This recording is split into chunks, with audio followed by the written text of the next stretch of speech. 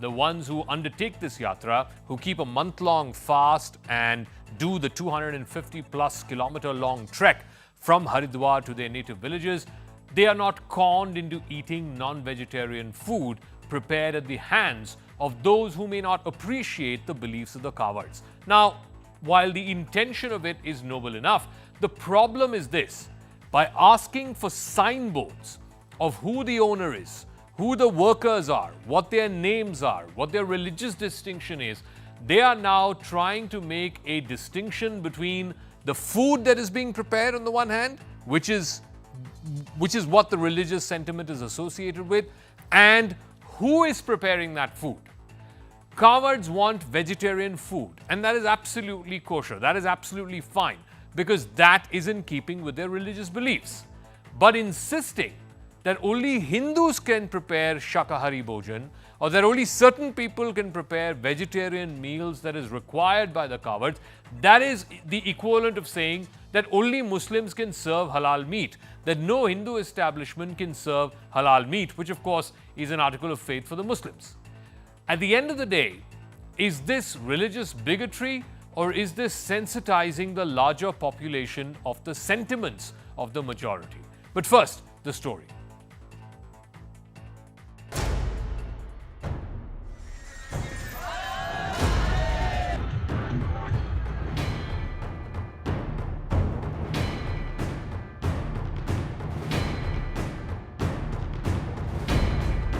जितने भी खान पान के दुकानें हैं, चाहे वो होटल, ढाबे, ठेले, जहाँ से भी कांवड़िए अपनी खाद्य सामग्री खरीद सकते हैं, उन सबको ये निर्देशित किया गया है कि अपने प्रोप्राइटर के या काम करने वालों के नाम ज़रूर डिस्प्ले करें। जो कांवड़िए आते हैं उनको सही कीमत पर सामान दुकानों पर न मिलने के कारण पूर्व में विवाद पैदा हुआ। इसके साथ ही दुकान किसी अन्य व्यक्ति की है और उस पर पोस्टर और नाम कुछ और लिखा गया, जिससे भ्रम की स्थिति पैदा होती है और विवाद की स्थिति उत्पन्न होने की संभावना होती है।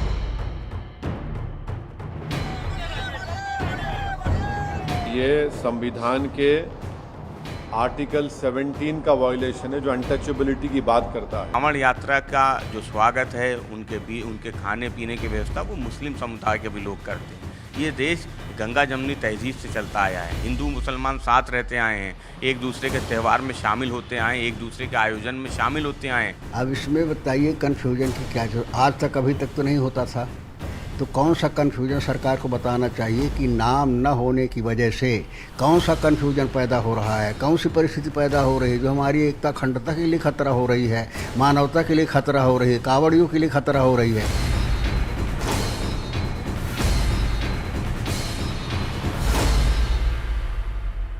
All right, so let's give you an overview of the storm of charges against the government and for the government's diktat. Basically, the order that's been issued by the district authorities in Muzaffarnagar is that the eateries, hotels, restaurants, even telas must display the name of the proprietors. The opposition says, and they're fuming, that the Yatra rules are almost similar to Nazi Germany, where you had the houses of Jews identified by an X mark for Nazi Germans to come out and target them. The diktat by the government and the district authorities says that the order is to try and avoid any kind of religious disputes between the Kanwadiyas, who are largely Hindu, and by the shop owners, who may happen to be largely Muslim. The opposition's contention is that this is state-sponsored anti-Muslim bigotry. The government's order says that this is to try and safeguard the dietary preferences of the Kanwadiyas or the devotees. The opposition's contention being that peaceful yatras have happened in the past. There has been no such rule in the past. This is the first time in thousands of years that such a rule has been imposed by district authorities. How is it that there wasn't the warranted need for such a rule in the past? The government says that the order is being willingly followed in some of the communally sensitive areas, particularly in Muzaffarnagar. Opposition says the government is promoting untouchability in a bid to try and sideline Muslims. So, where does the truth lie? Let me now go across to our guests who are joining us. Sanju Verma is national spokesperson of the BJP. Dr. Pooja Tripathi is spokesperson of the Congress Party. Ghanshyam Tiwari, national spokesperson of the Samajwadi Party. Shantanu Gupta is the author. He is the official biographer of Yogi Adityanath, the Chief Minister of Uttar Pradesh. Sanju Verma, let me start with you first. By asking shopkeepers, vendors to identify themselves by name, you are willy-nilly allowing them to be profiled along religious lines, which could prompt discrimination, which is A, unconstitutional. You are making something which is exclusionary by saying that only a fellow Hindu can prepare food for the Kawadiyas. That is akin to saying only a fellow Muslim can prepare halal meat preparations for Muslims. You know, Zaka, let me take the bull by the horns without trying to shove the uncomfortable truth under the carpet. There is food jihad, which is practiced by people who believe in the theory, eat halal, live halal, earn halal, employ halal. Let's first talk about halal certification. Today, halal is a $2.5 trillion industry globally, and in India, it is roughly about $150 to $200 billion industry. As a woman, if I go to a shop, I love cosmetics. There is cosmetic jihad. There are some cosmetics which clearly say this lipstick, this perfume, this face powder, this compact is halal certified. If I want to buy a beverage on a flight, I'm told this tea is halal certified. This packet of fruit juice is halal certified, and I'm expected to consume it with no offense taken and without even a whimper of a criticism. Forget about cosmetic jihad, forget about food jihad. Halal has now entered the pharmaceuticals business, the banking services in India, and the financial services in India, where banks and financial services are making tailor-made products which are adhering to basic Islamic practices and cater to the Muslim population. But Sanju, the argument is don't buy it, no? If there is halal beverages or halal food or halal drinks or whatever it is, don't buy it. Say you don't want to buy it.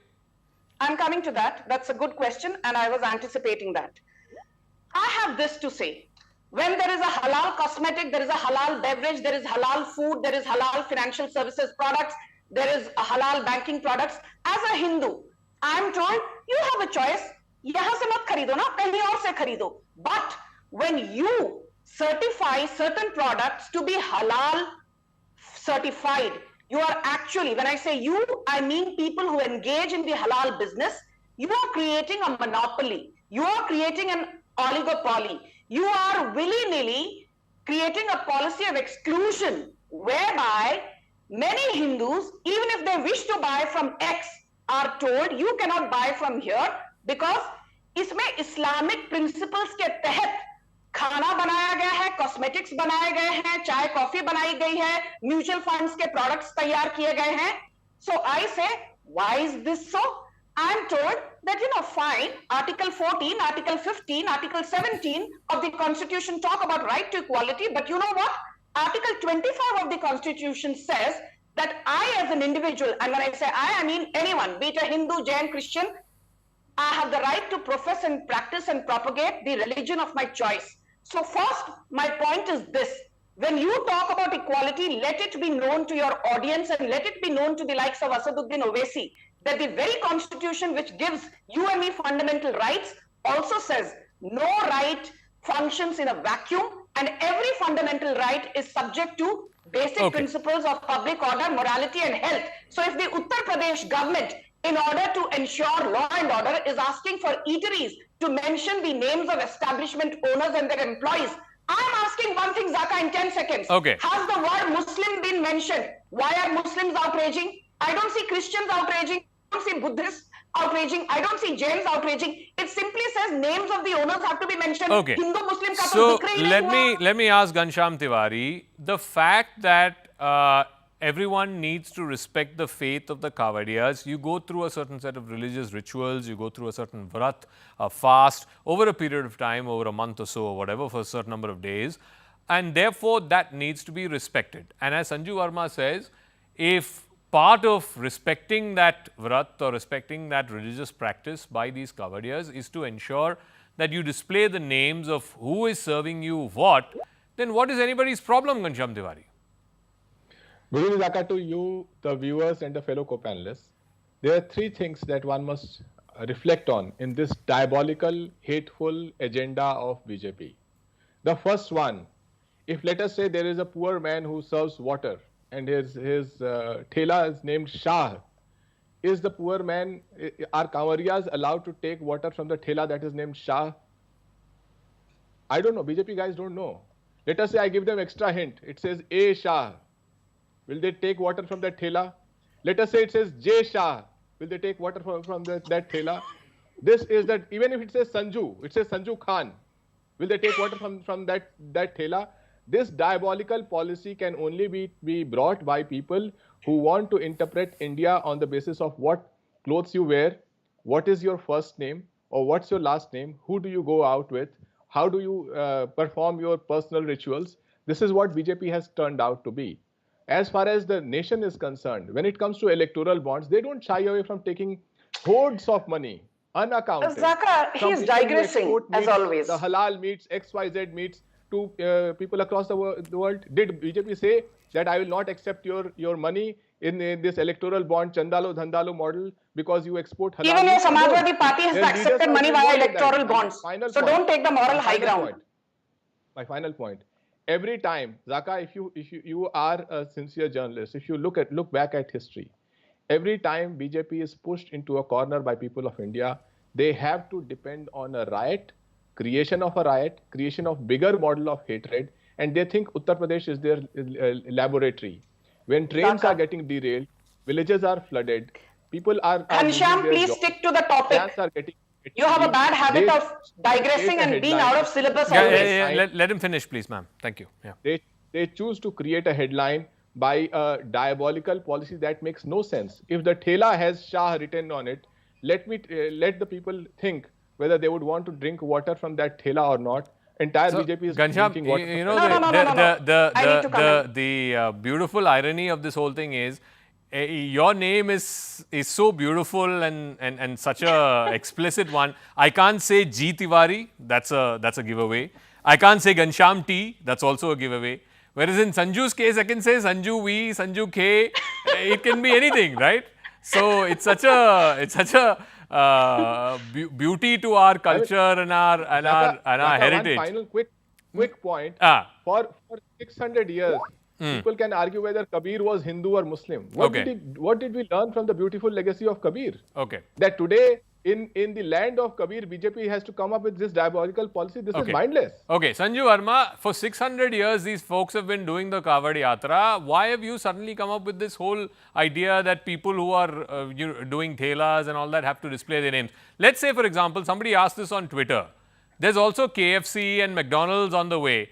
Will they also have to display name of Colonel Sanders and name of whoever it is who founded McDonald's? I mean, at some point we have to have logic to all of this. You know, Zaka, people who are giving lectures on secularism to the BJP, they need to learn that this is the same Congress party, the same Samajwadi party. When in 2006-7, there was quota within quota given to Muslims in Tamil Nadu, the Congress was in power in the center. It was the Manmohan Singh-led government. Nobody complained. इन्होंने कहा ये तो secularism है. Very recently, ahead of the Telangana Assembly polls and ahead of the Karnataka polls, if you look at the Congress manifesto very minutely, they say we will give loans at concessional rate to Muslims to buy bicycles, auto rickshaws and taxis. And when it was asked, why not the same benefits to Muslims only? Why not to Hindus, to Christians, to Jains, to Buddhists? Revant Reddy had no answer. Siddaramaiah had no answer. मतलब आप करो तो सब सही. यहाँ पर, and by the way, what outrages me, Zaka, is this. A few weeks back, a BJP minority morcha worker, she is a Muslim. She was paraded naked in full public glare for 2 kilometers in West Bengal. That did not generate any outrage. कहा गया ये भूल जाइए, ये तो होता रहता है, हुआ तो हुआ. But today you're outraged simply by a diktat that says the establishments have to notify the names of owners. Let me ask. आपको इतनी आपत्ति क्यों होती है हर चीज में? Let me ask Dr. Pooja Tripathi of the Congress Party, if the intention of this diktat, and I'm trying to still give the benefit of the doubt to the administration, the local administration, Muzaffarnagar, and now I believe one more neighboring district, Saharanpur, I believe, has come up with the same diktat, is that if the end game is to enable that Kawariyas, who admittedly they take a religious ritual, they keep a certain fast, they can only have certain kinds of food, and you know this, Dr. Tripathi, better than anybody else. if the idea is to make available to them only certain kinds of food, I'm absolutely fine with that. The problem in this diktat is who is making that food. Person X or Y or Z, you can't distinguish by the maker of the food as opposed to the food that is being made. I have no problems. Jains can't eat onions and garlic and anything that grows under the earth. Absolutely fine. That needs to be respected. Muslims can only have halal meat, cannot have any other form of meat other than halal meat. I absolutely respect that.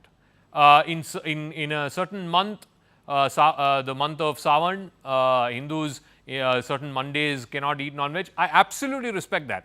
The problem with this order is it's not about respecting what a person can or cannot eat.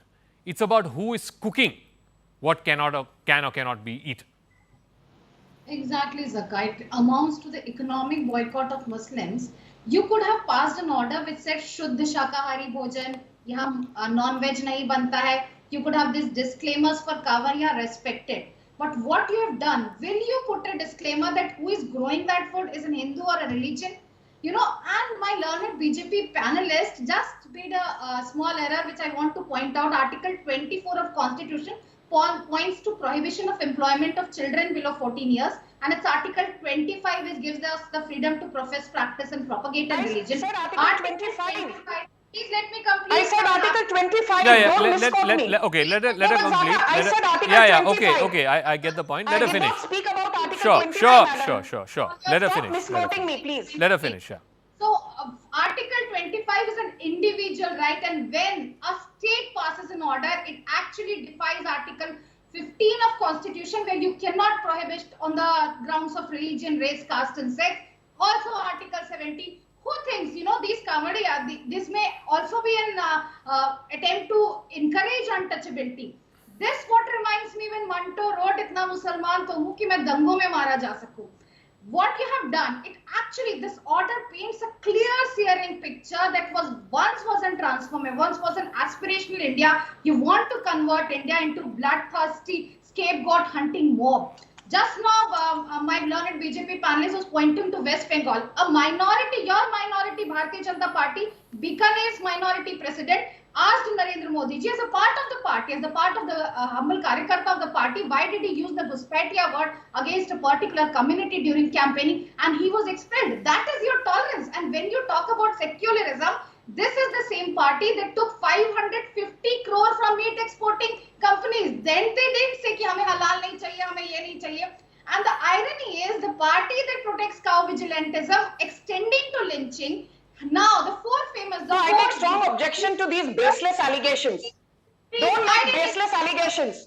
Don't make stupid and baseless allegations. I will not tolerate this. The debate is on. The debate is not on cow vigilantism. The debate is not on cow vigilantism. Don't digress from the issue. If you digress, I will rebut you. If you digress, Okay, I will interject. one at a time. Let her finish. Let her finish. Yeah, let her finish. Stick to the topic Pooja of the Tripathi, debate. please stick to the topic at hand, and then I'll give Sanju Verma a chance to respond. Yeah, Shantanu Gupta is also waiting. Yeah, Pooja Tripathi, finish your point, please. Thank you. What I was saying that the four biggest beef exporters in India, the meat exporters in India, is Al Kabir run by Mr. Satish and Mr. Atul Sabawar, Arabian Export run by Mr. Sunil Kapoor, MKR Food run by Mr. Madan Abbott, and PML Industries run by Mr. Reyes Bindra. No, but what do they have to do with the BJP?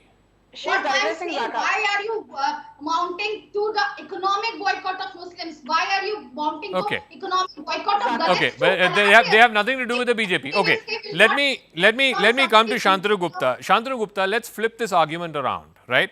Muslims can only have halal meat. This is as per their religious scriptures and the laws as have been laid out by their religion. Now, the equivalent of this on the corollary side, if you're saying that every shopkeeper needs to display his or her name because Kavadiyas, want to know who is it who's preparing food for them. The flip side of that argument is that halal meat preparations can only be made by Muslims. That Sikhs who run dhabas or Hindus who run dhabas cannot prepare halal meat preparation. Therefore, Muslims should not either partake in feasts that are organized there or buy food from those dhabas. I mean, where are we getting to at the end of the day?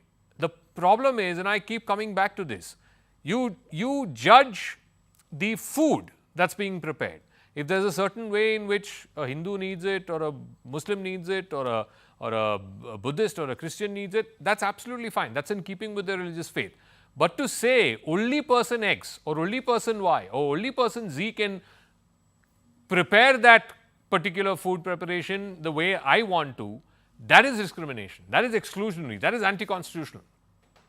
See, Zaka, let me first start with explaining halal to your audience a little more clearly. And anyone who has a problem with this diktat of Muzaffarnagar or Saharanpur administration should have a similar, exactly similar problem with halal also. Otherwise, that person is super hypocritical, right?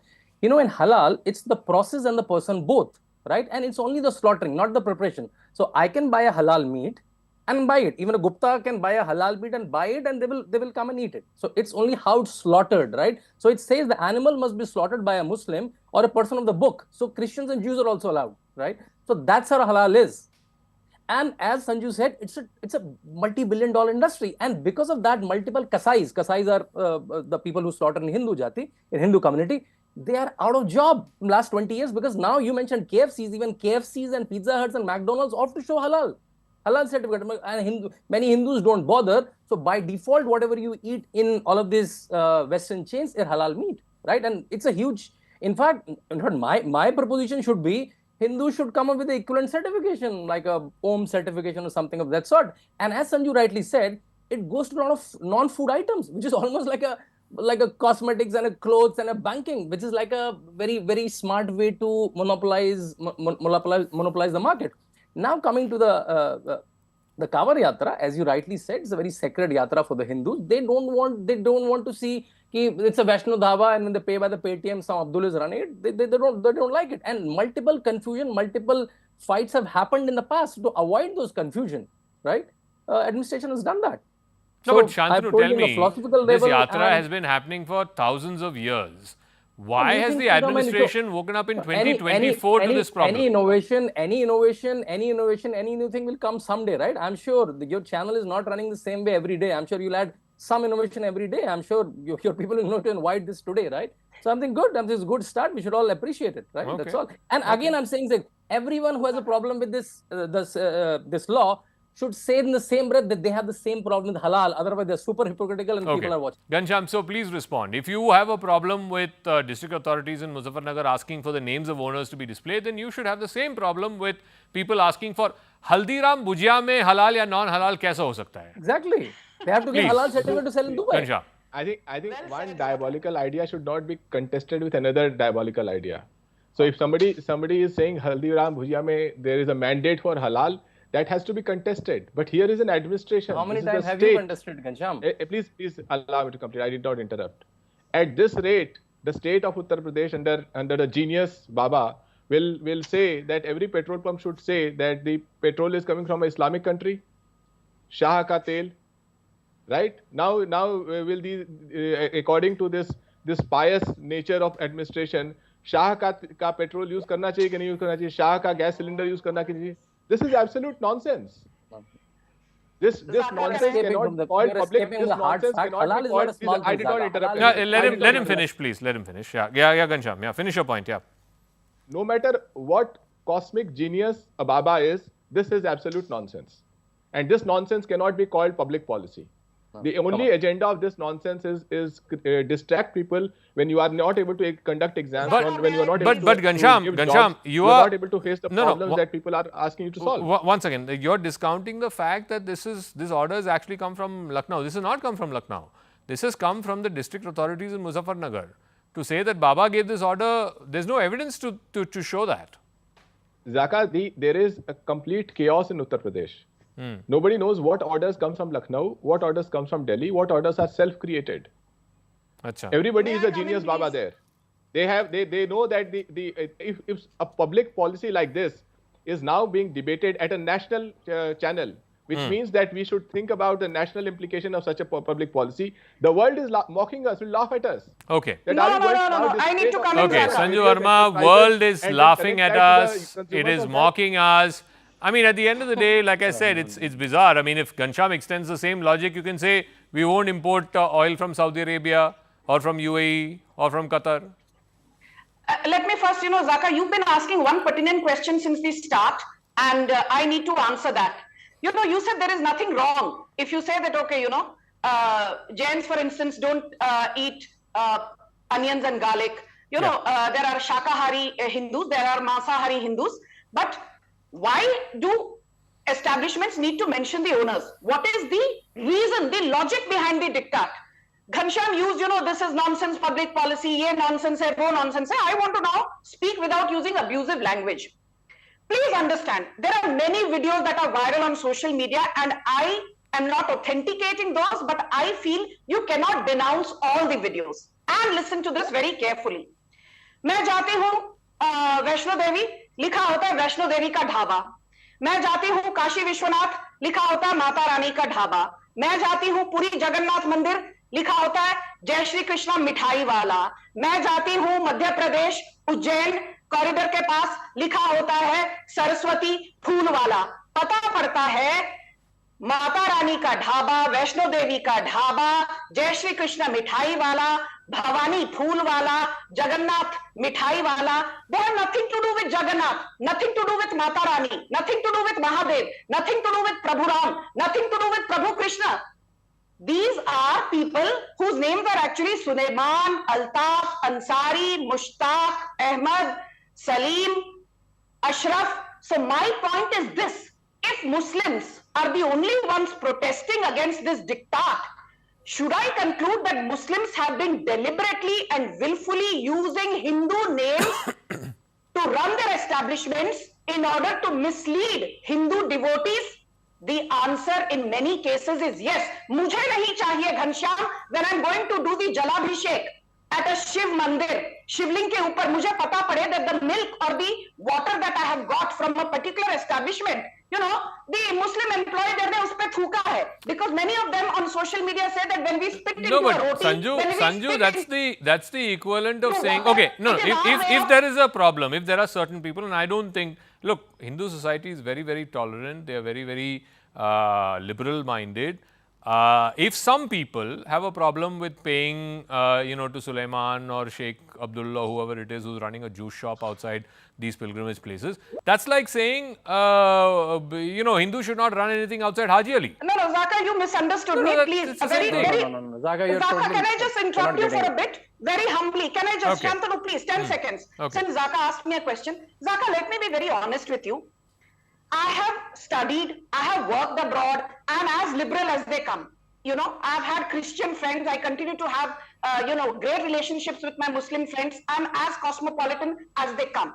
My limited point is this: I have no problem buying, from Sulaiman Mithai Wala or an Ashraf Juice Wala. What I have a problem being a Hindu is when you say Vaishno Devi ka dhaba wala, I assume you are a Hindu. When you say Bhavani Mithai Wala, I believe you're somebody who worships Mata Bhavani, Mata Rani. And then I find out that you're a Sulaiman, you're an Atik, you're an Ashraf. So, you're an Ghanshyam, respond to that. This is deceit. You're deceiving your potential customers and thereby making economic progress. And then I'll go to Dr. Tripathi after that. Yeah.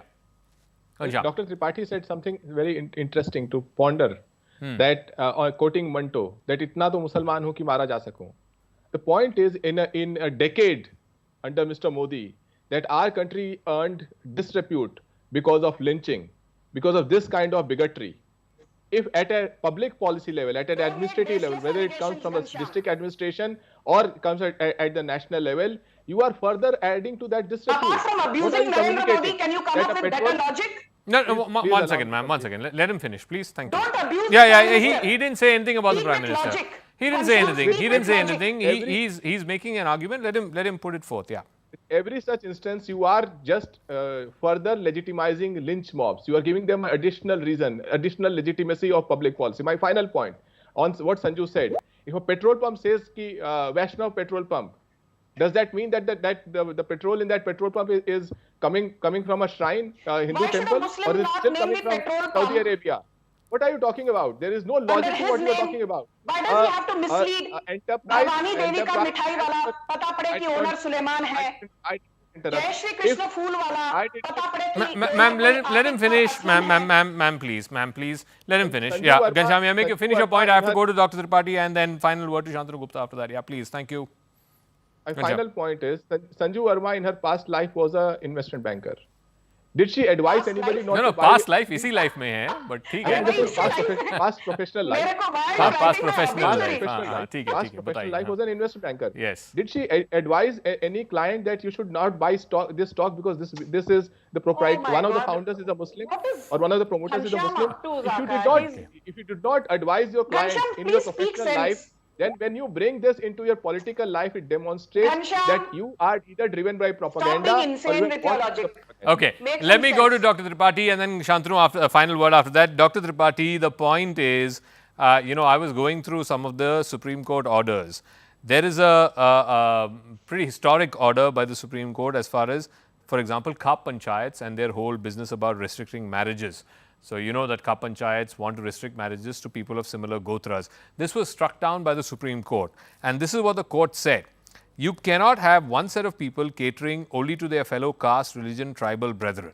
The right of an adult to choose his or her life partner is above, quote unquote, class honor. This was a 3-judge bench headed by then Chief Justice Deepak Mishra. It ordered that there should be guidelines. You should check unlawful interference in the lives of interfaith and intercaste couples by Khap Panchayats. It will remain in force until a suitable legislation is put in place that Khap Panchayats should not take the law into their own hands. It cannot assume the character of a law implementing agency, for that authority has not been conferred upon them.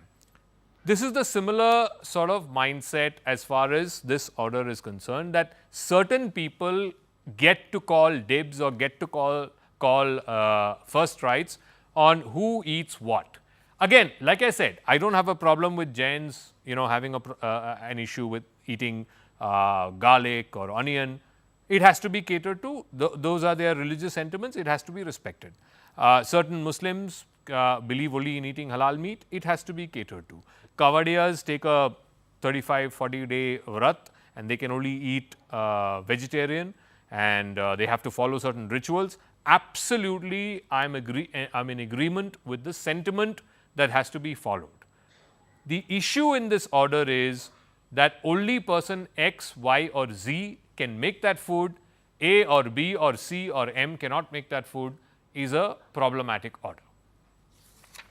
Zaka, what's the beauty of this country? The beauty of this country is multiculturalism with mind-boggling diversity in food. As you said, Jains cannot eat onion and garlic, in culture, in anything, in religious beliefs, and limiting the religious beliefs, saying Bhavani ka dhaba cannot be run by which Hindu scripture, which Hindu, the book, which Hindu scripture says that a Muslim cannot run. I just visited Orcha, Zaka, and then there was a Chaturbhuj Mandir of Vishnu Ji which was prevented by invaders by a Muslim called Mehrun-Nisa. And there a aarti is done in honor of Mehrun-Nisa. And this is the beauty of this country. Saying that कि वो ऐसा Give लिख your रहे हैं, bhashan वो to defeat कर रहे Muslims who हैं. don't allow women to visit Jama Masjid. Give your bhashan on secularism to Muslim women who cannot visit Jama Masjid. Give your bhashan to women who had to wait for the Modi government to make instant triple talaq illegal. What is this habit Don't of give speaking bhashan to the BJP. What is this Thanks habit to of Narendra speaking? Modi, instant triple talaq was made illegal. आप तो triple talaq को भी legal ठहराती हो. You are giving the examples of Why are Afghan. Muslim women not allowed to offer prayers at Jama Masjid? इस पर भाषण दो.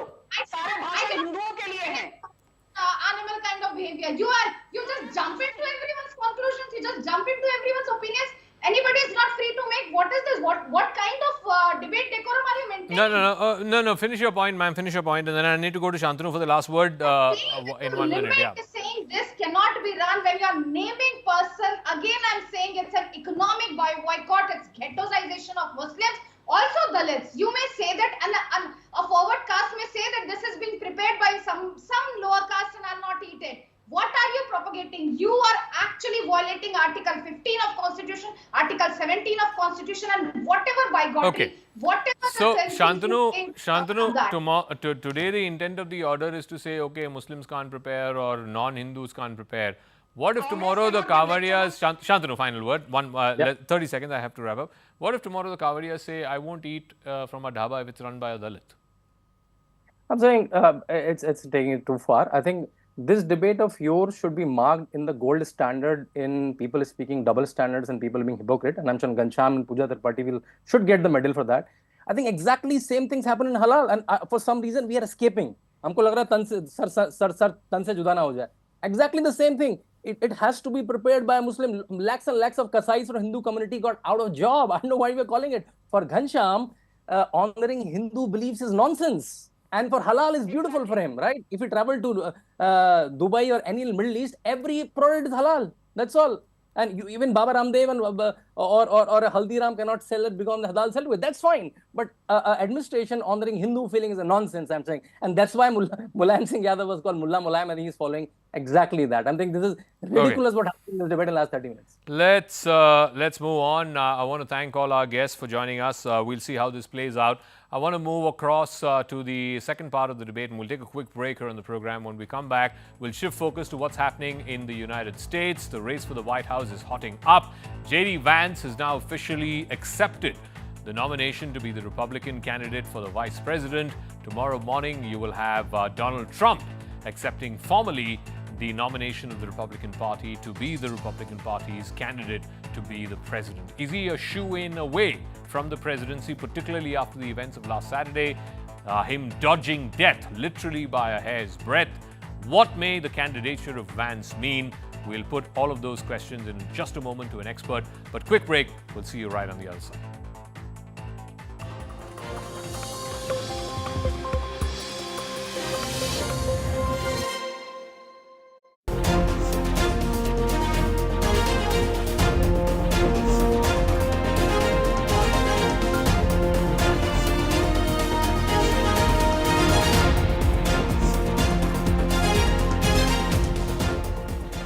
Thank you all so much for your patience and understanding. Regrettably, I was just on the phone with President Biden, and he shared his deep disappointment at not being able to join us this afternoon. The President has been at many events, as we all know, and he just tested positive for COVID. So, of course, we understand that he needs to take the precautions that have been recommended, and he did not obviously want to put anybody at risk. He said to tell my folks that we're not going to get rid of him that quickly. We're going to have a chance to hear from him in the future directly. He's just really sorry he couldn't be with us, and obviously we share that disappointment, but we've seen how COVID has still impacted many in our community still, and we understand that he needs to take the steps he needs to take to not just protect himself, but to protect all of us.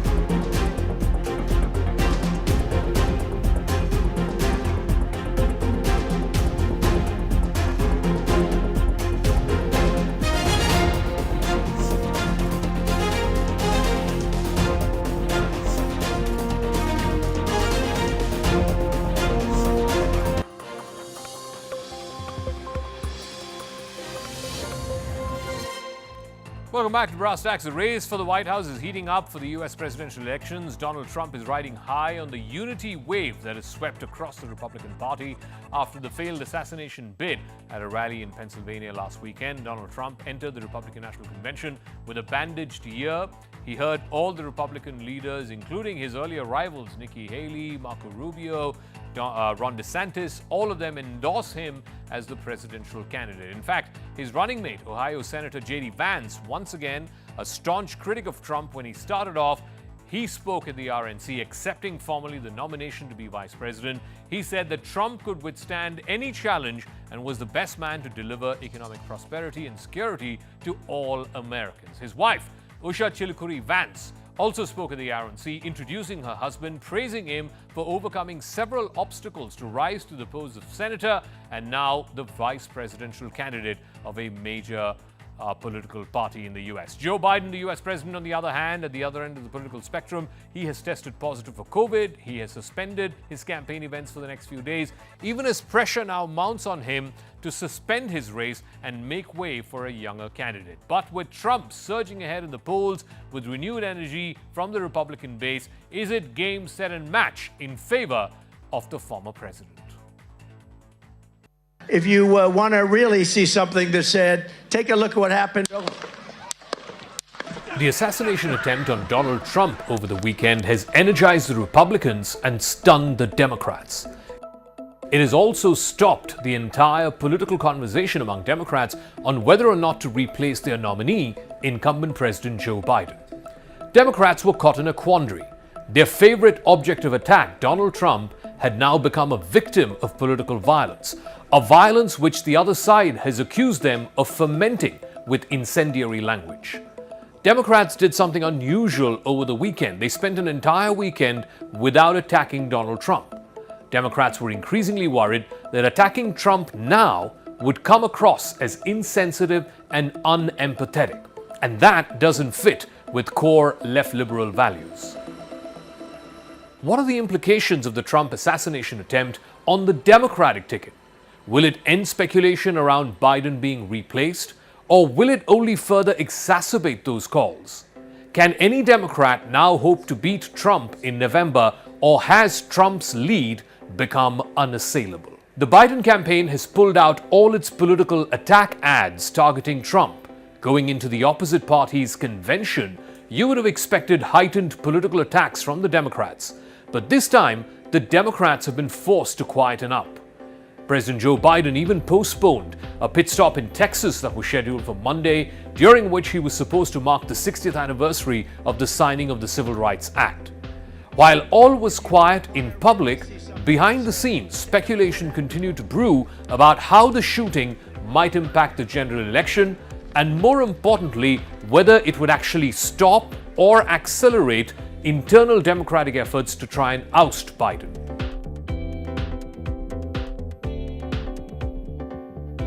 But here's the real worry for Democrats. The image of Donald Trump with a bloodied face, rising with his fist pumped in the air, would energize Republicans, and it would also give him a new way to appeal to voters who are outside of the Republican base. Every image from the attempted hit is iconic. It could not have been created on a Hollywood movie better than it played out in real life. Even as most Democrats are coming to terms with what could possibly be an unassailable lead for Trump against their candidate, this would also slow down momentum for a replacement of their own. All of the thirsty, self-absorbed, ambitious Democrats who may have wanted to oust Biden and fancy their own chances against Trump in a national election will now have to bide their time and keep their powder dry for 2028. The shooting is also putting the Biden campaign in a fix. Their plan relied heavily on denouncing Trump as a chaotic and a dangerous figure, almost like a neo-fascist, something that they might now find harder to do as Trump plays victim of hate politics. The fact that Trump is now a victim of political violence rather than the perpetrator of it undermines one of the core appeals of Joe Biden. At the other end of the spectrum, some Democrats wondered if a Trump bump would further fuel concerns about Biden's ability to navigate what could be an even more difficult political environment. Eventually, would that build pressure again on him to drop out? One Dem strategist added that the situation might actually boost interest beyond Kamala Harris, as it might give the party a way to more dramatically reset the race. It would give the party a chance to put behind what has occurred in the Biden-Trump years and make a fresh start. Democrats' only hope is to nominate a fresh face who can turn the page on this entire era between Biden and Trump, calling for lowering the temperature and positioning the Democrats as a party of the future, not a party of the past.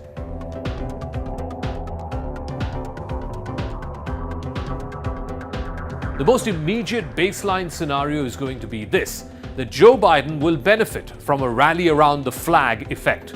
Democrats who are opposed to him will grow wary of confronting him during a national crisis, like Democrats did not want to confront George Bush when 9/11 happened. Losing several news cycles that would have otherwise featured prominent debates over Biden's standing could also help him in the race. It will simply dampen the spirits of those who are seeking to replace him. Democrats did not see party leaders jumping off the assassination news to squash discussions around Biden, or Biden's opponents rushing to reassert themselves in response to the assassination hit. Things simply remained too raw and too sensitive for the Democrats to be indulging in political attacks. Above all, the debate around Biden's age and mental acuity is on hold.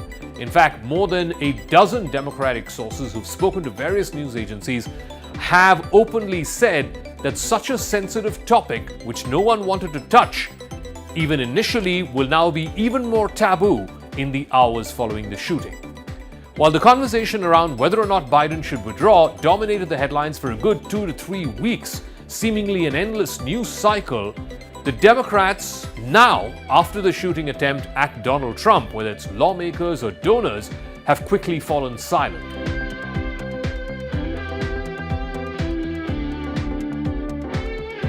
Since the assassination attempt, Biden has sought to be the consoler-in-chief of America. He has even spoken with Trump, his longtime rival, on more than one occasion on Saturday night immediately after the attempted assassination hit, and then subsequently rest of the weekend as well. He even made a rare address to the nation from the Oval Office on Sunday, where he condemned in no uncertain terms the assassination hit on Trump. He called it sick and said that this kind of political violence had no place in America. He appeared presidential, and that is something that his campaign was hoping for, and that is something none of his party opponents, Democrats who are opposed to him from within the party, can muster right now. In fact, one strategist said that in the short term, while campaigning is sidelined, it is going to be beneficial to Biden to be seen as the one who's reassuring the American public while temporarily setting aside differences with Trump. It helps Biden's core argument. He's representing, in this instance, stability, managing a crisis, and in a way also he's answering the argument about his mental acuity.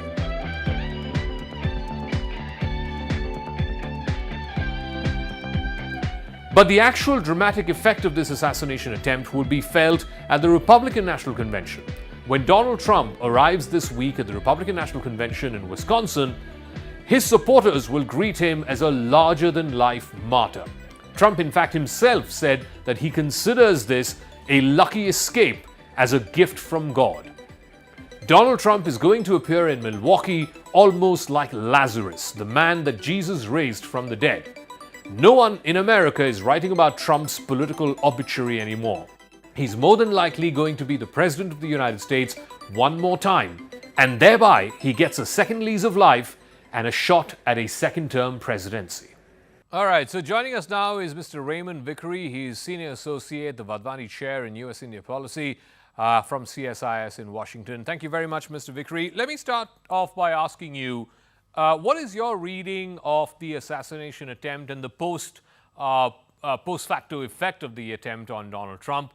Is there a Trump bump, as people are saying? Already, even before the attempt happened last weekend, he was leading Joe Biden in many of the battleground states in Wisconsin, Pennsylvania, Michigan, etc.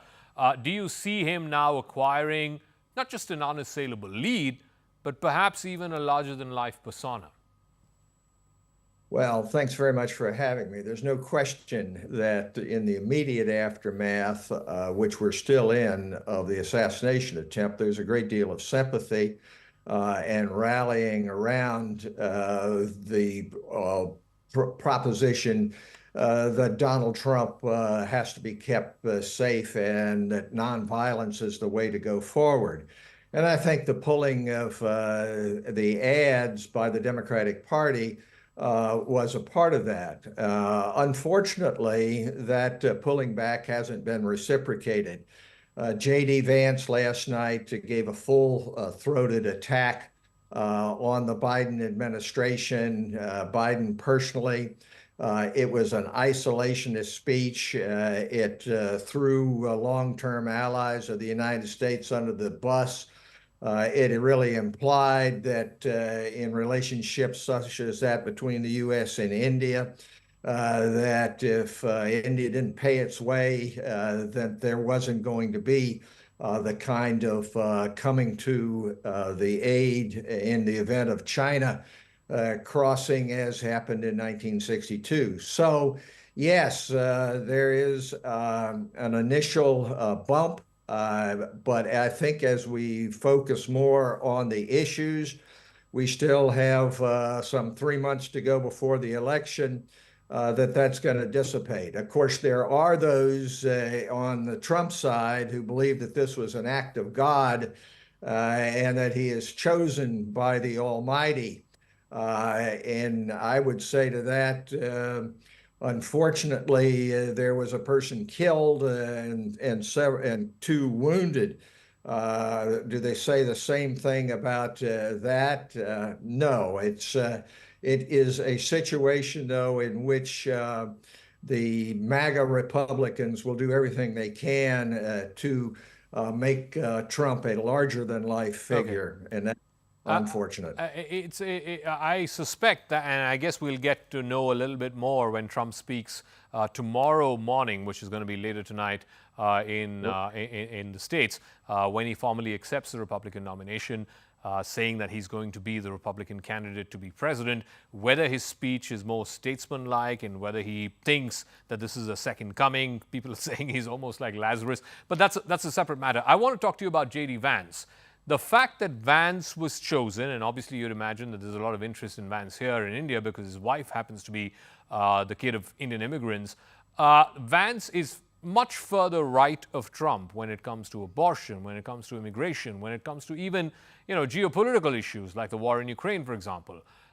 Is Trump choosing Vance, or the choice of Vance is because Vance can then sort of appeal to the base, to the MAGA Republicans that, look, he's your guy in Washington, he's the guy who's stirring up the base, while Trump uses his second term in office to appear what is almost a contradiction, which has never happened in the Trump political career so far, as almost a unifying figure, as almost like the unifier, pacifier in chief in his second term. Well, I think that the choosing of J.D. Vance is a doubling down on the true colors of Donald Trump. And I think that the push now to try to soften the Trump image, to take away the things that he said about immigrants, about losing jobs to outsourcing, about the vermin characterization of Democrats, all of those things, there are those who are strategists for Republicans would like to see softened, of course, because the polls are still pretty close, and it's going to be the people who are at undecided that are really going to decide the election. So I think J.D. Vance and that selection is a bad sign.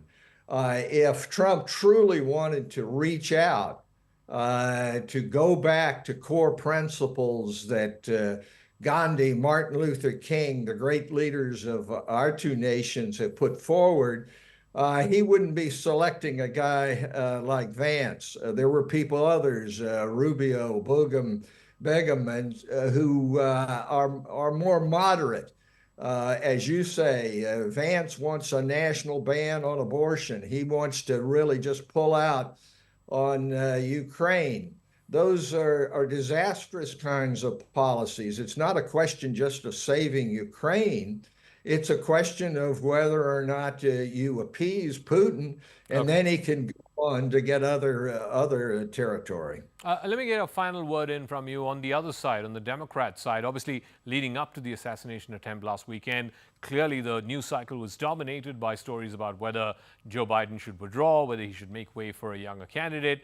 Do you see that being now tempered down in the aftermath of the assassination attempt? And more importantly, whoever this other potential Democrat candidate could be, Kamala Harris or Newsom or Whitmer, there is no evidence to suggest, no polling to suggest that they're doing any better than Biden vis-a-vis Trump.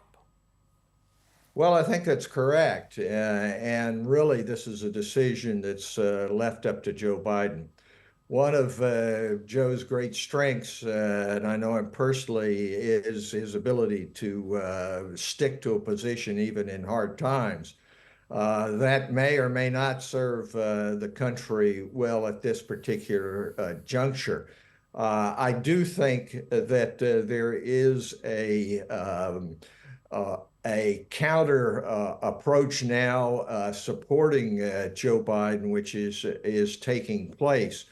But this is something that's up to the president and his family.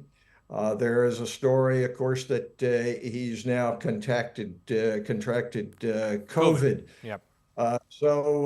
Yes, that's still a question. But I believe that what you're seeing is this election is boiling down to the question of Trump versus non-Trump.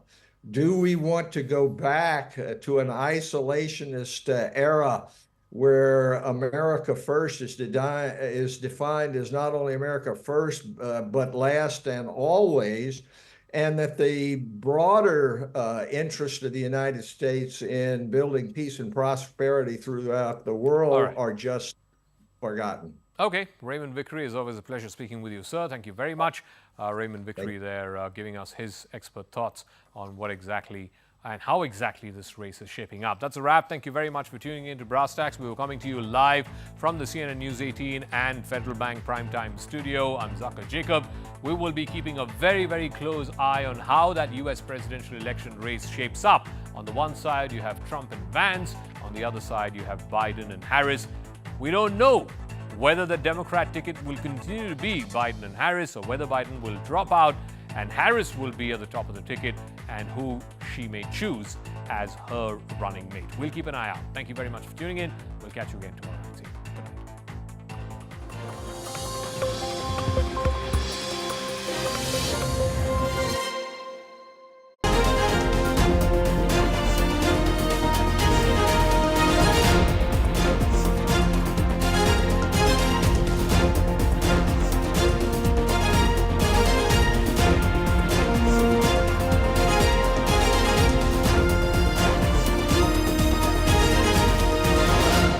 US President Joe Biden has tested positive for COVID. His symptoms are said to be mild.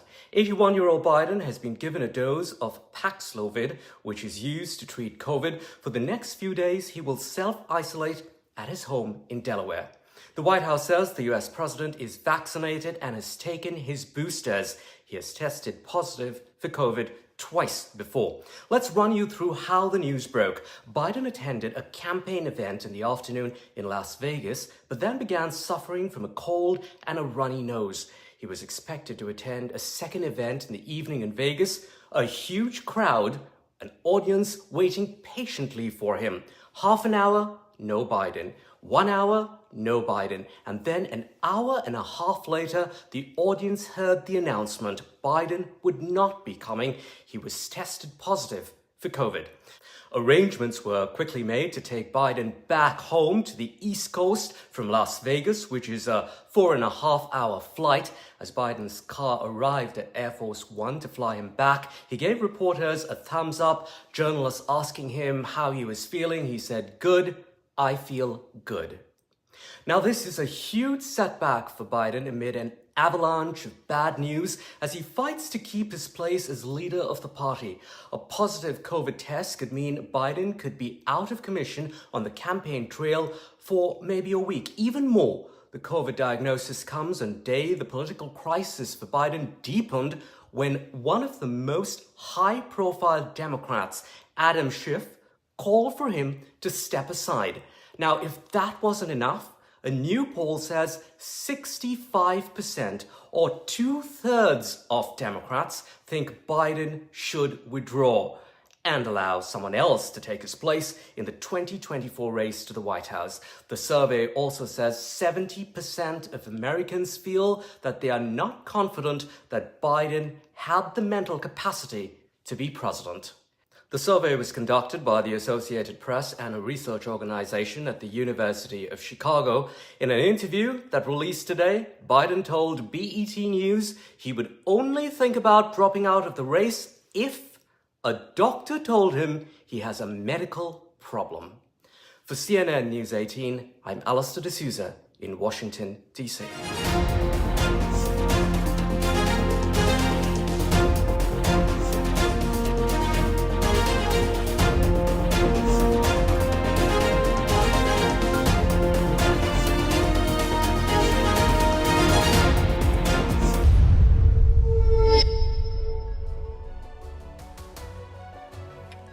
Hello, Namaskar. This is First Post and you're watching Vantage with me, Palki Sharma.